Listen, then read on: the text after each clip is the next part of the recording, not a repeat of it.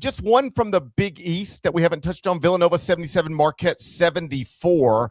And whatever, that's a good result for the Big East because you need Villanova to keep winning in the spirit of get as many teams in the NCAA tournament with great seeds as you can. But the headline here from you yesterday, Villanova's going to open next season in Rome. Is that a real thing? It is a real thing, yes. I've been sitting on this for a bit there, and then I know the timing was weird. We actually ran this story in the middle of the Villanova game, but I'd received enough information that the information might be getting too loose, and it was just time to go. So almost went with this last week, in fact, but sat on it a little bit longer. This is awesome. So Villanova and Notre Dame, if you have not read the story, please do, cbssports.com. Let it go in the middle of the game. I was told at least one coaching staff was informed at halftime that, hey, by the way, when this game is over, you might get asked about this because the story is now out there, which I find to be funny. Men's and women's teams, they are lined up to go. Now, the paperwork hasn't been signed, but barring like a significant event that alters it from happening, this is going to happen. Pope Leo, he is a Villanova alumnus. Notre Dame, the most prominent Catholic institution of higher learning in the entire world.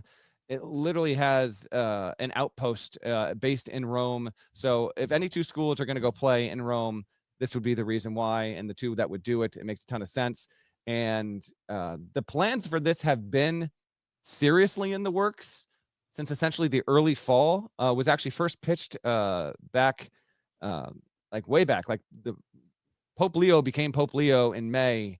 And I think the idea for this kind of quietly germinated among a couple people in the weeks after that, but it didn't really start to gain actual traction until later into September. A game will be on Fox, the men's game. I believe the plan is, and this isn't all finalized, but this is what I've been told, 9 a.m. tip on Fox. It will lead into NFL coverage that day. The women's game will be played on Fox Sports 1. Those games will tip in the afternoon in Italy, which means breakfast basketball. This is also All Saints Day. It is November 1st. The NCAA gave a special waiver to these teams because the season will start earnestly on Monday, November 2nd. These games will be November 1st. So it will be, an opener on foreign soil. The Pope's involvement or lack thereof is still very to be determined and really behind the scenes. This is why I didn't go with the story for quite a while, because they still have to, like, you're dealing with the Vatican and quite literally one of the most famous people on the planet. So because of that, they got to put him in the student section like Boban. As much as I would love to see that, I think there's real hesitancy over the idea that the Pope is going to attend the game. I think they're hoping they can. I would love to see it. And by the way, I would love to expense this trip. We'll see if we can get that done. Would love nothing more than to stop over in Italy. And can I get a sit down? Can we get the Pope on Ion College basketball, please? Begging, please. I'll talk to the Pope. I'll find out. I will. I'll find out once and for all. Hey, Pope. One of us? There you go. I don't think so. I think that goes. It's kind of the rule, man. Like my fire alarm's going off. Okay, well, that's good times. If you want to know why my eyes look like this, it's because this happened till 3:30 in the morning.